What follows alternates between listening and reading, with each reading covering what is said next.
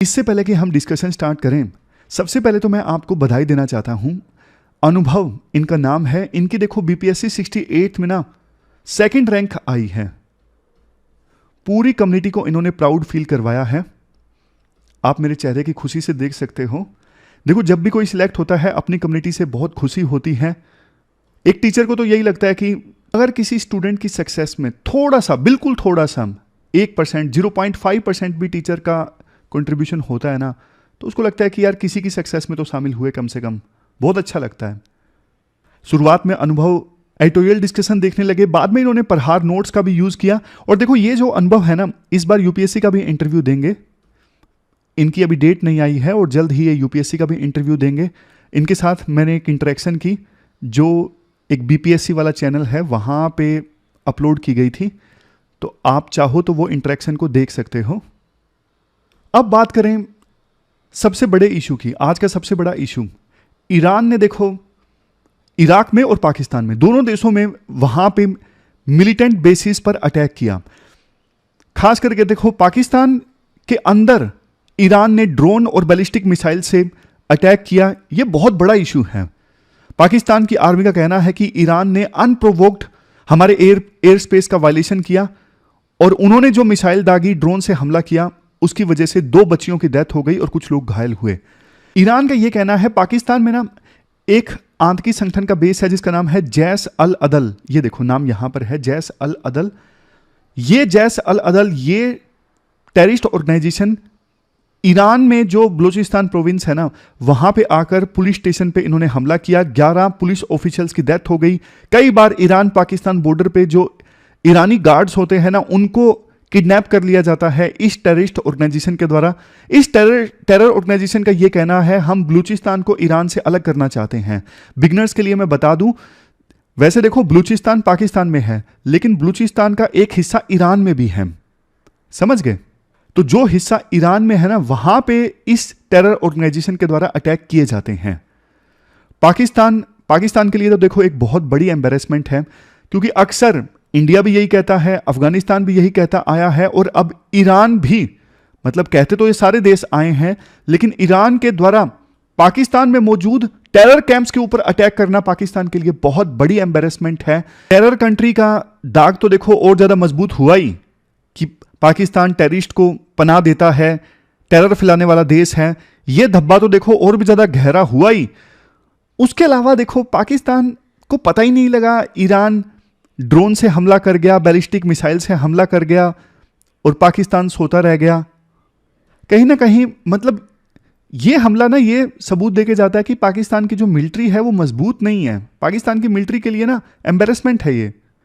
बाद में पाकिस्तान ने एक स्टेटमेंट रिलीज की और कहा कि इसके गंभीर परिणाम ईरान को भुगतने पड़ सकते हैं और ये गलत है। लेकिन देखो, यूएस में ये डिस्कशन चल रही है, ये न्यूयॉर्क टाइम्स का आर्टिकल में पढ़ रहा था कि एक तरफ ना इजराइल और हमास के बीच में युद्ध चल रहा है, हाउथीज रेड सी में हमले कर रहे हैं, डर है यूएस को कि युद्ध ना फैल ना जाए। तो उस सिचुएशन में ईरान के द्वारा इराक में और पाकिस्तान में मिलिटेंट कैंप्स के ऊपर अटैक करना, ये देखो सिचुएशन को बल्कि और ज्यादा वोलेटाइल बनाता है। कहीं ना कहीं ईरान अपने आप को एसर्ट कर रहा है, एक बड़ा लीडर बनने की कोशिश ईरान कर रहा है, अपना दमखम दिखाने की कोशिश ईरान कर रहा है।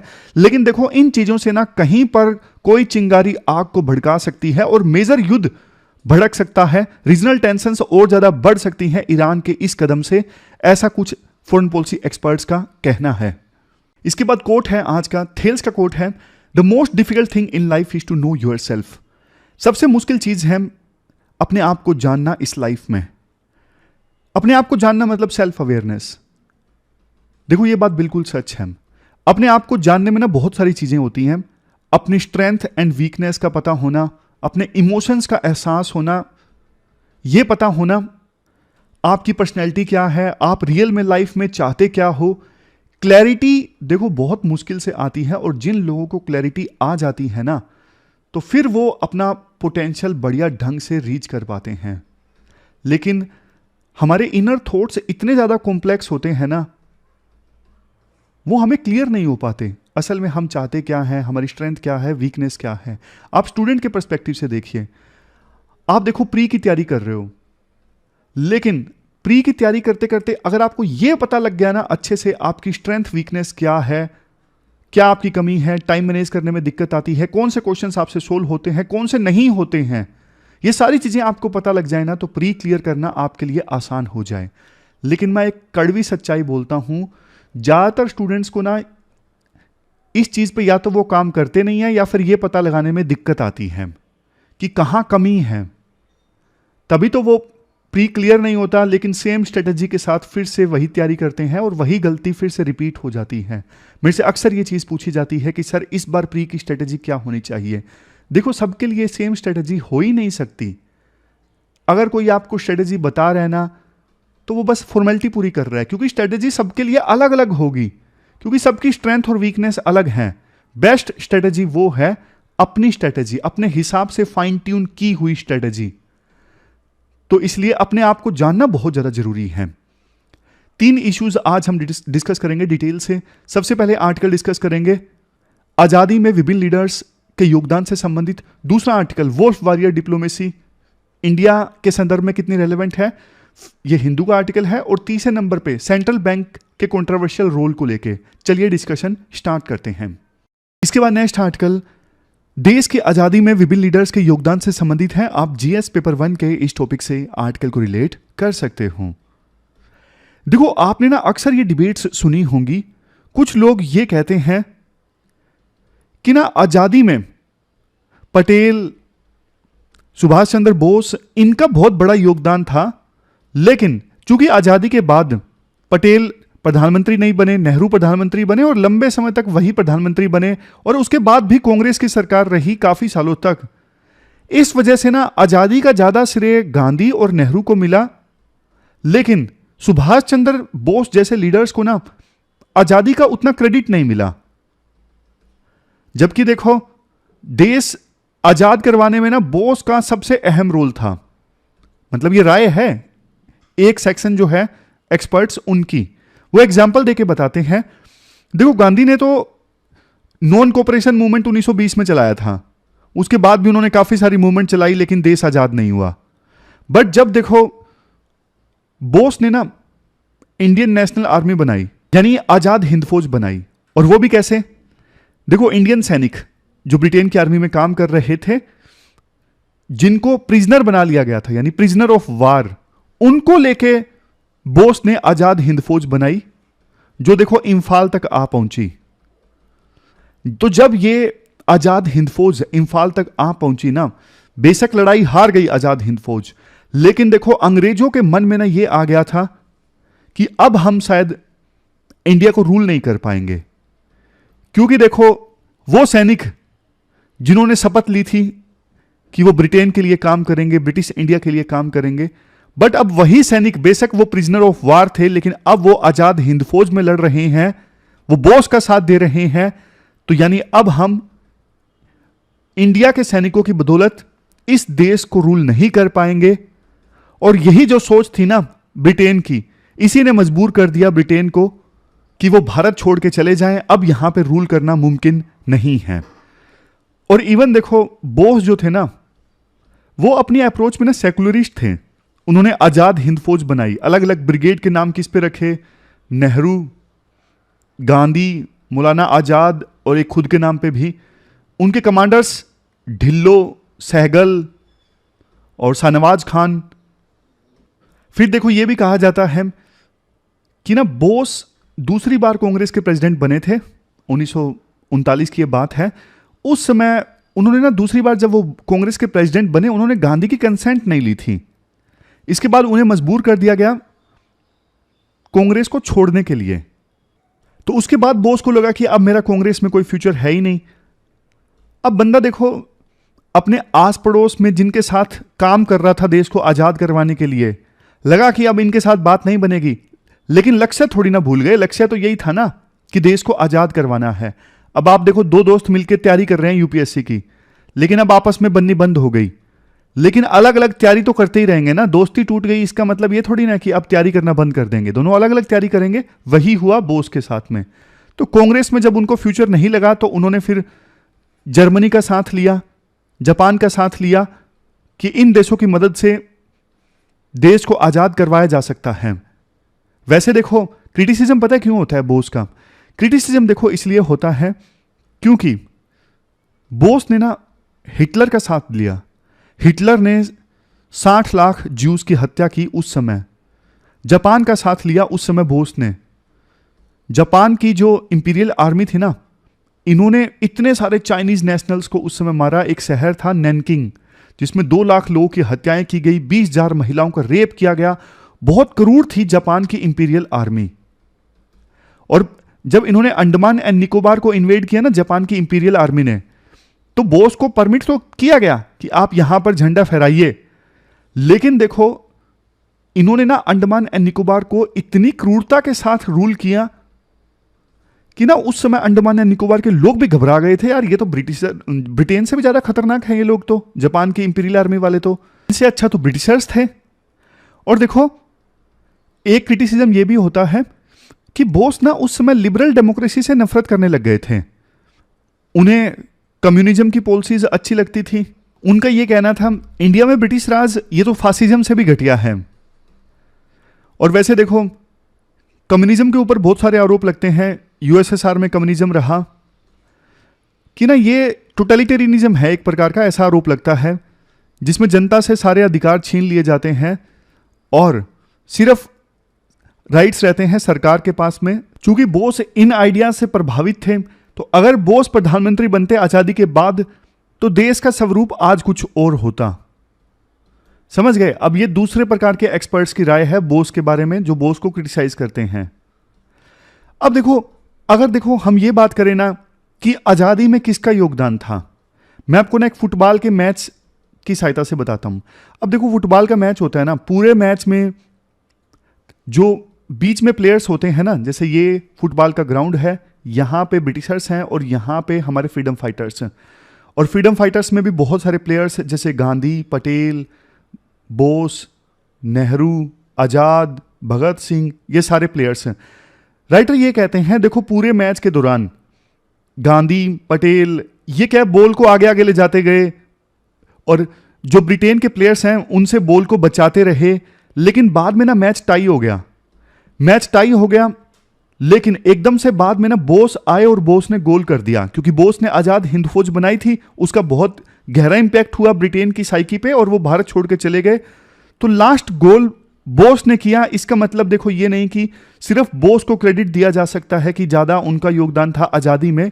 पूरे मैच में सबका अपना अपना योगदान था। इंडिया को मैच जिताने में सबने अपने अपने ढंग से कंट्रीब्यूट किया। भगत सिंह का एक जबरदस्त योगदान था देश के युवाओं को मोटिवेट करने का। उसी प्रकार से गांधी की अलग से फिलॉसफी थी, गांधी को फॉलो किया जाता है पूरे वर्ल्ड में। जैसे नेल्सन मंडेला 27 साल तक जेल में रहे, जिन्होंने साउथ अफ्रीका को आज़ादी दिलवाई वाइट गवर्नमेंट से। मार्टिन लूथर किंग जिन्होंने ब्लैक्स के लिए लड़ाई लड़ी यूएस में, ये भी गांधी को फॉलो करते हैं। ये भी गांधी के आइडियाज़ की बहुत तारीफ करते हैं। इनको अमेरिकन गांधी और नेल्सन मंडेला को साउथ अफ्रीकन गांधी भी कहा जाता है। तो मतलब देखो देश को आज़ादी दिलवाना ये कोलेक्टिव एफर्ट था। कोलेक्टिव एफर्ट था सभी लीडर्स का देश को आजाद करवाने में। अब इसके बाद देखो डिफरेंसेस हम देख लेते हैं। गांधी और बोस के विचारों में क्या क्या डिफरेंसेस थे, ये यहां पर आप डिफरेंस देख लीजिए गांधी और बोस के आइडियाज में। इस पर यूपीएससी क्वेश्चन पूछ भी चुकी हैं और दोबारा भी पूछ सकती हैं। देखो गांधी की अप्रोच ना नॉन वायलेंट सिविल डिसोबीडियंस वाली थी, लेकिन बोस तो इवन आर्म्ड स्ट्रगल में विश्वास रखते थे। बाद में उन्होंने आजाद हिंद फौज बनाई, जैसा आप जानते हो। गांधी ना नॉन वायलेंस, ट्रूथ, अहिंसा, सत्याग्रह, इन सब से काफी ज्यादा इन्फ्लुएंस थे। और बोस जो थे वो देखो रेवोल्यूशनरी थे, वो नेशनल आइडियोलॉजीज में ज्यादा विश्वास रखते थे और सोशलिज्म के प्रति इंक्लाइंड थे। प्रोटेस्ट करने का मेथड क्या था? प्रोटेस्ट करने का गांधी जी का मेथड था ब्रिटिशर्स के साथ कोऑपरेट मत करो, दांडी मार्च, ये सब उन्होंने किया। और बोस का मेथड तो था इंडियन नेशनल आर्मी उन्होंने बनाई, एक्सिस पावर्स के साथ उन्होंने अलायंस कर लिया। ब्रिटिशर्स के बारे में गांधी का रूल ये था कि उनकी मोरल कंसाइंस को जगाना। वो खराब नहीं है लोग, लेकिन उन्हें सच नहीं पता सच है क्या। अगर उनकी मोरल कंसाइंस को जगाया जाएगा तो वो देश को छोड़ के चले जाएंगे और पीसफुल ढंग से सत्ता सौंप देंगे भारतीयों को। लेकिन बोस ये मानते थे ये नहीं जाने वाले हैं, इनके साथ डायरेक्टली कन्फ्रंट करो, फोर्स का इस्तेमाल करो, इनको भगाओ यहां से। गांधी का इकोनॉमिक विजन था विलेज इकोनॉमी वाला। वो चाहते थे कि विलेजेस जो है वो सेल्फ सफिशिएंट होने चाहिए, मतलब एक विलेज दूसरे विलेज के ऊपर डिपेंडेंट नहीं होना चाहिए। जो जिन चीज़ों की आवश्यकता है एक विलेज खुद से प्रोड्यूस करे। इसके लिए घर घर में वो काम धंधे प्रमोट करना चाहते थे, कॉटेज फैक्ट्रीज। लेकिन बोस ये चाहते थे इंडस्ट्रियलाइजेशन आना चाहिए देश में, ताकि इससे देश को मजबूती मिले। नेक्स्ट, गांधी जी देखो इंटरनल स्ट्रेंथ पे ज्यादा फोकस करते थे। वो कहते थे हमें दूसरे देशों के साथ अलायंस की आवश्यकता नहीं है, मतलब सामान्यतः उन्होंने अवॉइड किया अलायंसेस। लेकिन बोस तो हिटलर और जापान इनसे मिल गए थे देश को आजाद करवाने के लिए ब्रिटिश रूल से। लीडरशिप स्टाइल, गांधी जी देखो एक स्पिरिचुअल लीडर थे, मोरल अथॉरिटी पे ज्यादा फोकस करते थे। और बोस जी ये रेवोल्यूशनरी लीडर थे, ये डिसाइसिव एक्शंस में विश्वास करते थे। दोनों का इंडियन नेशनल कांग्रेस पे क्या इंपैक्ट हुआ? गांधी तो देखो लॉन्ग टर्म लीडर थे इंडियन नेशनल कांग्रेस के, इन्होंने कांग्रेस की स्ट्रेटजीज और आइडियोलॉजीज को इन्फ्लुएंस किया, शेप किया।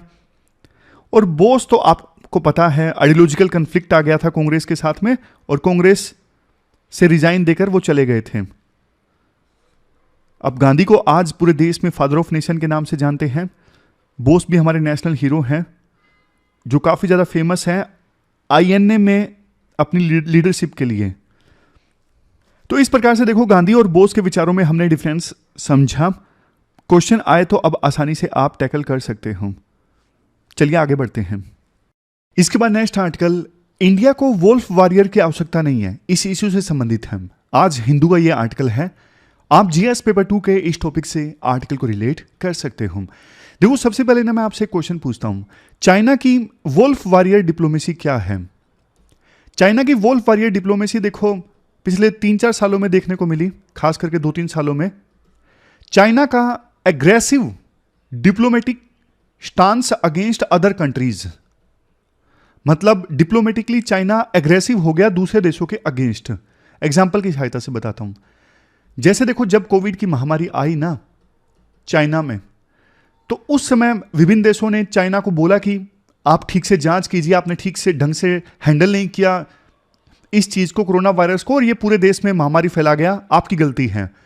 तो उस समय ना चाइना की फॉरेन मिनिस्ट्री के स्पोक्स पर्सन ने एक कंस्पिरेसी थ्योरी बोल दी, जिसमें बोल दिया कि यूएस ने जानबूझ के ये वायरस चाइना में फैलाया है, इसकी संभावना है।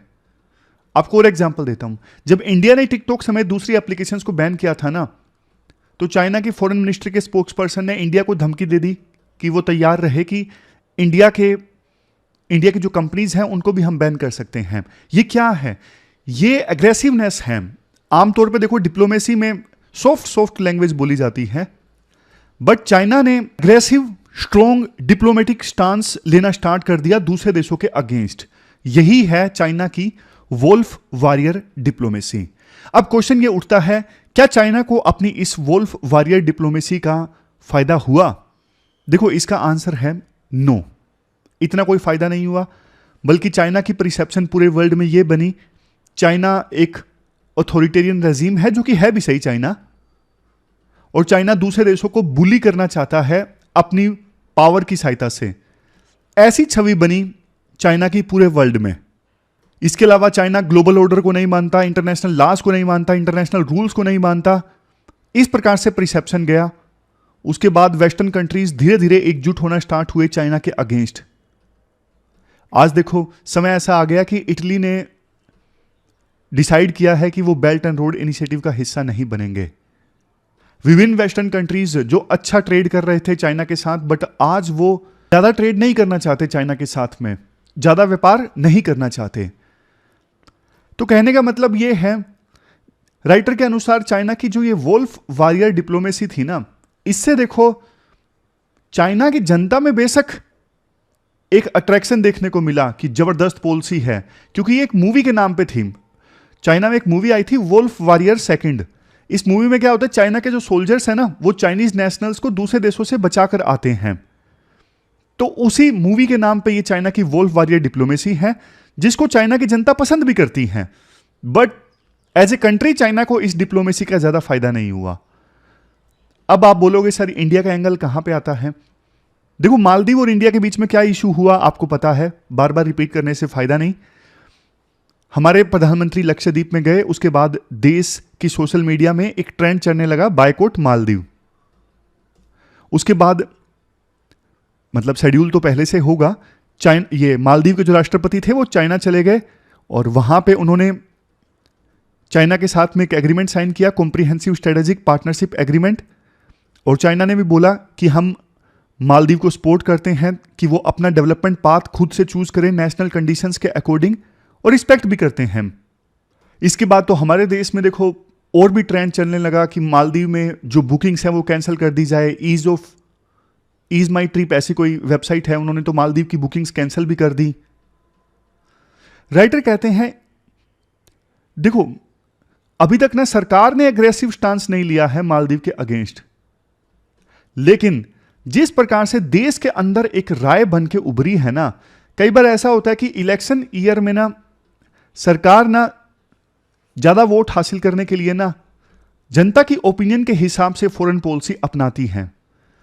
बट देखो भारत सरकार को ना इस समय ऐसा नहीं करना चाहिए, क्योंकि देखो जैसे चाइना को कोई फायदा नहीं हुआ वोल्फ वॉरियर डिप्लोमेसी से, इंडिया को भी ना वोल्फ वॉरियर डिप्लोमेसी से कोई फायदा नहीं होगा। जैसे चाइना की एक इमेज बनी कि चाइना बुली करता है, एक्सपेंशनिस्ट पॉलिसीज हैं, छोटे छोटे अपने पड़ोसी देशों को डराता धमकाता है, जिसकी वजह से वो देश फिर यूएसए के करीब चले गए। तो वैसे ही इमेज जाहिर तौर पे इंडिया अपनी नहीं बनाना चाहेगा। एक बेहतर जो फॉरेन पॉलिसी होती है ना, वो देखो डोमेस्टिक ओपिनियन पे ज्यादा डिपेंड नहीं करती, समझ गए? क्योंकि देखो डोमेस्टिक ओपिनियन कई बार ना ऐसी हो जाती है, अगर उसके बेस पे सरकार एक्ट करे तो वो देश के हित में नहीं होता। अभी सरकार की पॉलिसी है नेबरहुड फर्स्ट वाली, और इवन G20 में भी प्रधानमंत्री ने बोला था one earth one family one future.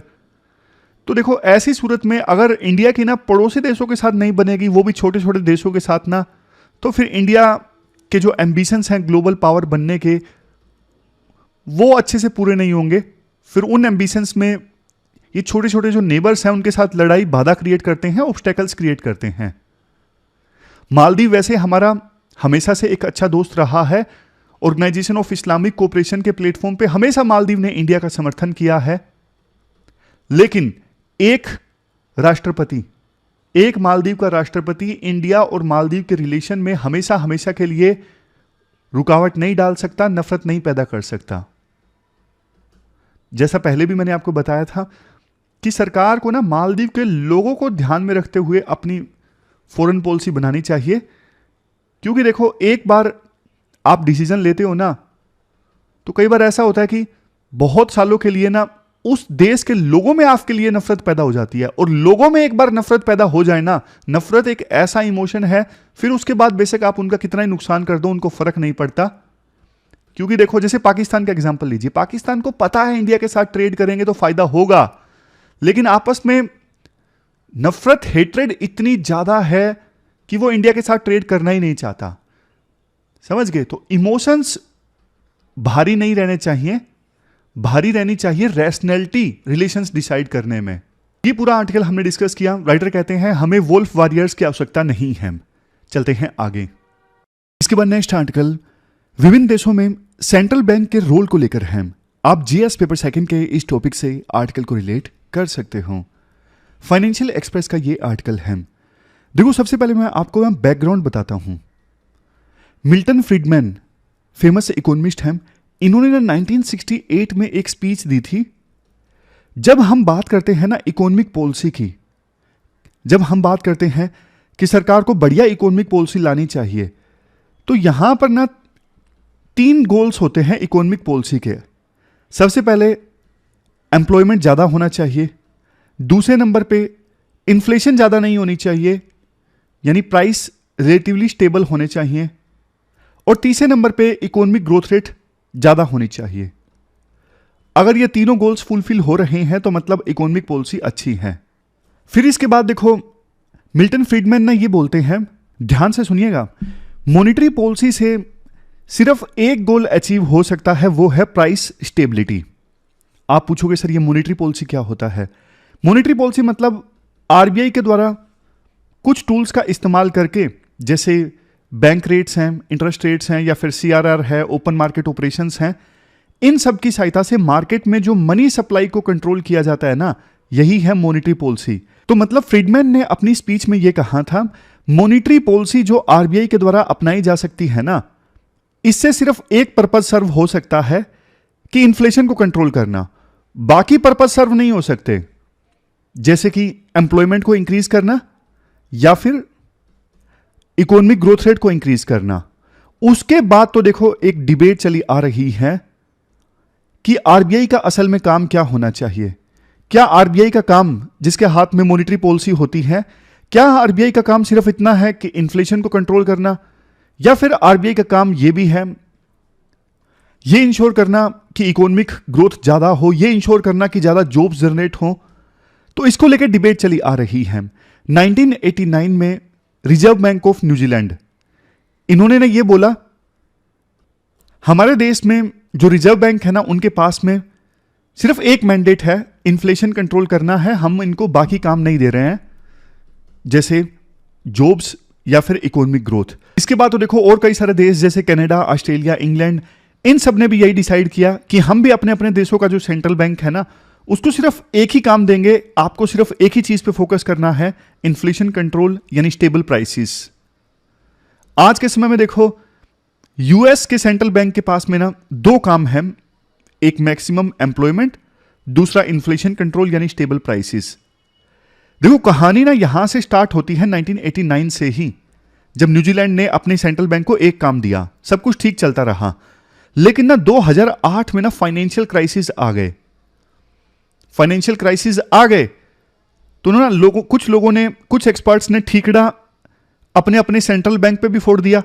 क्या भैया तुम सिर्फ एक ही चीज पे फोकस करते हो, स्टेबल प्राइसेस, इन्फ्लेशन कंट्रोल करना, बाकी चीजों पे तो ध्यान दो ना, एम्प्लॉयमेंट जनरेट करो, इकोनॉमिक ग्रोथ रेट ज्यादा होनी चाहिए, इन चीजों पे भी तो आप फोकस करो। क्योंकि क्राइसिस आए थे तो सेंट्रल बैंक्स को यह भी बोला गया कि आप फाइनेंशियल स्टेबिलिटी पे भी ध्यान दो कि इकोनॉमी कोलैप्स ना कर जाए। तो इसके बाद देखो विभिन्न देशों के सेंट्रल बैंक्स का ना रोल बढ़ गया। जैसे आपको एग्जांपल देता हूं, बैंक ऑफ इंग्लैंड ने ना एक कमेटी बनाई, स्पेशली फाइनेंशियल पॉलिसी कमेटी, ताकि ये कमेटी जो है वो फाइनेंशियल स्टेबिलिटी का भी ध्यान रख सके, इकोनॉमी ठीक ठाक ढंग से चलती रहे, कोलैप्स ना करे, इसका भी ध्यान रखती रहे। मॉनेटरी पॉलिसी का मैंडेट तो पहले से था। इसके बाद देखो राइटर ये कहते हैं, अगर हम देखें ना न्यूजीलैंड और ऑस्ट्रेलिया में, यहां पर ना पिछले 5 सालों में सरकार में ना बहुत कंफ्यूजन देखने को मिली है कि सेंट्रल बैंक का रोल क्या हो। जैसे न्यूजीलैंड की बात कीजिए, न्यूजीलैंड की सरकार ने ना 2018 में RBI को ज्यादा काम दे दिया कि आपको प्राइस स्टेबिलिटी के साथ साथ मैक्सिमम सस्टेनेबल एम्प्लॉयमेंट का भी ख्याल रखना है। फिर 2021 में एक और काम दे दिया, आपको यह भी इंश्योर करना है हाउसिंग प्राइसेस जो है वो स्टेबल रहें, ज्यादा ना बढ़ें। लेकिन 2023 में सरकार का मन फिर से पलट गया कि आप इतने सारे कामों पर ध्यान नहीं दे सकोगे, हम आपको सिर्फ एक ही काम दे रहे हैं, प्राइस स्टेबिलिटी। मतलब कि न्यूजीलैंड की सरकार काफी कंफ्यूज है, इवन ऑस्ट्रेलिया में भी ऐसा ही है। तो इसलिए यह डिबेट फिर से चल पड़ी है कि RBI के पास में कौन कौन से मेन मैंडेट होने चाहिए। अगर देखो हमारे देश की बात करें, हमारे देश में ना आपको पता है RBI इन्फ्लेशन तो कंट्रोल करता ही है। 2016 में RBI ने यह डिसाइड किया था कि इन्फ्लेशन को 2% से 6% के बीच में रखना है, कैसे भी करके। यह RBI का टारगेट है 2016 के बाद से ही। इसके अलावा देखो रुपये की वैल्यू बहुत ज्यादा घट जाती है, बढ़ जाती है, तब भी RBI जो है अपने एक्शन लेता है, यानी करेंसी को स्टेबल रखने के लिए एक्शन लेता है। इवन आपने देखा हो तो हमारे देश में RBI फाइनेंशियल इंक्लूजन के लिए भी काम करता है। फाइनेंशियल इंक्लूजन मतलब लोगों को जो फाइनेंशियल टूल्स हैं उनकी समझ हो, ज्यादा से ज्यादा लोगों के पास में बैंक अकाउंट्स हो, वो इंश्योरेंस वगैरह करवाएं, इन सब का ख्याल भी RBI रखता है। बट देखो पॉइंट पता क्या है, पॉइंट ये है कई बार ना ऐसा होता है सरकार ना RBI के ऊपर ठीकड़ा फोड़ देती है। अगर देखो ग्रोथ रेट कम रही तो सरकार कह देती है कि RBI अपनी तरफ से इनफ नहीं कर रहा है। RBI को कई बार बलि का बकरा बना दिया जाता है। RBI कहता है कि देखो ज्यादा इकोनॉमिक ग्रोथ रेट इंश्योर करना ये सरकार का काम है, ये हमारा काम नहीं है, हमारे पास इतने टूल्स ही नहीं है। हम तो थोड़ा बहुत मनी सप्लाई मैनेज कर सकते हैं, बट इससे हम एक लेवल के बाद इकोनॉमिक ग्रोथ रेट ज्यादा इंश्योर नहीं कर सकते। जैसे देखो आपको एग्जांपल देता हूं, आरबीआई के सामने दुविधा क्या होती है। अगर देखो आरबीआई इंटरेस्ट रेट्स को बहुत ज्यादा इजी बना देता है ना, जिससे कि जनता जो है आसान रेट पर लोन ले सके, इसका रिजल्ट क्या निकलेगा, ज्यादा से ज्यादा लोग लोन लेंगे। अब लोन लिया हुआ पैसा वो खर्च करेंगे मार्केट में पैसा खर्च करेंगे, तो इससे होगा क्या, चीजों की डिमांड बढ़ेगी। उस डिमांड को पूरा करने के लिए नई नई कंपनीज स्टैब्लिश होंगी, नई नई फैक्ट्रीज स्टैब्लिश होंगी, मतलब कि ज्यादा इकोनॉमिक एक्टिविटीज होंगी, इकोनॉमिक ग्रोथ रेट ज्यादा होगी। पहला स्टेप क्या था, आरबीआई ने इंटरेस्ट रेट्स को आसान बनाया था। देखो ये कहने में सिंपल लगता है, लेकिन कई बार ना एक लेवल से ज्यादा इंपैक्ट होता नहीं है इस चीज का। और आरबीआई के सामने दुविधा यह होती है कि ज्यादा इंटरेस्ट रेट्स को लूज बना दिया, आसान कर दिया, इंटरेस्ट रेट्स को कम कर दिया, तो इन्फ्लेशन बढ़ जाती है। इन्फ्लेशन इसलिए बढ़ जाती है क्योंकि ना लोगों ने कम इंटरेस्ट रेट पे लोन ले लिया। अब वो मार्केट में जाएंगे चीजों को खरीदने के लिए, लेकिन उतनी चीजें हैं नहीं, लोगों के पास पैसा ज्यादा लेकिन मार्केट में प्रोडक्ट नहीं, या फिर प्रोडक्ट कम। तो यानी लोग उसी चीज को ज्यादा पैसा देने के लिए तैयार। यही तो इन्फ्लेशन है, यही तो महंगाई है। कहने का मतलब यह है, दोनों चीजों को ना बैलेंस करना आरबीआई के लिए मुश्किल हो जाता है कि इंटरेस्ट रेट्स को कम बना के एक ही साथ इन्फ्लेशन को भी कंट्रोल करना और दूसरी साथ यह भी इंश्योर करना कि इकोनॉमिक ग्रोथ रेट भी ज्यादा हो। इसलिए आरबीआई कहती है सरकार के पास ज्यादा टूल्स हैं अपनी इकोनॉमिक पॉलिसीज में। सरकार नई नई स्कीम्स चला सकती है, सरकार के पास में पैसा है खर्च करने के लिए, इंफ्रास्ट्रक्चर डेवलप करने के लिए, सरकार के पास में फिस्कल पॉलिसी है। तो सरकार के पास में ज्यादा स्कोप रहता है इकोनॉमिक ग्रोथ रेट इंश्योर करने का, आरबीआई के पास नहीं होता। समझ गए। लास्ट में कहा जाता है, देखो आरबीआई का रोल तो हमारे देश में काफी डाइवर्स है, जैसे regulator of banks, banker to government, manager of currency, government debt और फॉरेन एक्सचेंज को मैनेज करना, और फाइनेंशियल इंक्लूजन को भी फैसिलिटेट करना। और थोड़ा सा भी आरबीआई अगर अपने इन फंक्शंस में फेल होता है ना, तो एक बड़ा इकोनॉमिक क्राइसिस हमारे देश की इकोनॉमी में भी आ सकता है।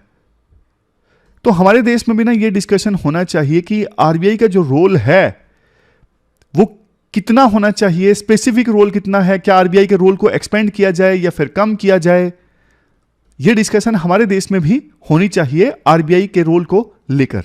तो ये पूरा आर्टिकल हमने डिस्कस किया कि किसी भी देश में सेंट्रल बैंक का रोल कितना होना चाहिए, क्या मॉनेटरी पॉलिसी तक सीमित रहना चाहिए या फिर जॉब्स जनरेट करना और higher economic growth rate ensure करना, यह भी आरबीआई के मैंडेट में होना चाहिए। चलते हैं आगे। अब लास्ट में देखो क्वेश्चंस देख लेते हैं। सबसे पहले तो देखो आईएनए से संबंधित एक क्वेश्चन मैं आपसे पूछ लेता हूं। वीडियो को पॉज कीजिए और ध्यान से क्वेश्चन पढ़िए, पढ़ लीजिए। और ये दोनों मेंस के क्वेश्चन आपको अटेम्प्ट करने हैं, ये यूपीएससी ने पूछा था। देखो महात्मा गांधी और बोस से संबंधित विचारों को तो मैंने सीधा सीधा बता दिया, इसमें आप कुछ सोच नहीं सकोगे, सीधा लिख दोगे। लेकिन अब मैं आपको एक अलग तरह का क्वेश्चन दे रहा हूं जो यूपीएससी ने पूछा था। गांधी और नेहरू के विचारों में कैसे डिफरेंस था, दोनों का कैसे रोल रहा इंडियन नेशनल मूवमेंट की गोल्स और स्ट्रेटजी को शेप करने में, वो आपको क्रिटिकली एनालाइज करना है। समझ गए। अगर मैं आपको बोस और गांधी का देता तो वो आसानी से आप टैकल कर लेते, क्योंकि पॉइंट्स मैंने आपको बता दिए। लेकिन आप क्वेश्चन टैकल कीजिए गांधी वर्सेस नेहरू। उसके बाद चेंजिंग रोल ऑफ आरबीआई, इसका आंसर आपको देना है। दोनों क्वेश्चंस के आंसर आपको देने हैं 250 वर्ड्स में। pwonlyas.com पर जाकर आप क्वेश्चंस के आंसर दे सकते हो। अब इस क्वेश्चन का आंसर मैं आपको देता हूं। इस क्वेश्चन का आंसर है सेकंड। पहला स्टेटमेंट गलत है। शुरुआत में आईएनए का जो आइडिया था ना, वो कंसीव किया गया था मोहन सिंह के द्वारा मलाया में, ना कि सुभाष चंद्र बोस के द्वारा। तो पहली स्टेटमेंट गलत, सही आंसर हो जाता है सेकंड। तो ये थी हमारी आज की डिस्कशन। कैसी लगी आपको डिस्कशन, आप कमेंट बॉक्स में बताइए। कल मिलते हैं फिर से एक नई एनर्जेटिक डिस्कशन के साथ। तब तक के लिए अपना ख्याल रखिए। Thank you very much for discussion.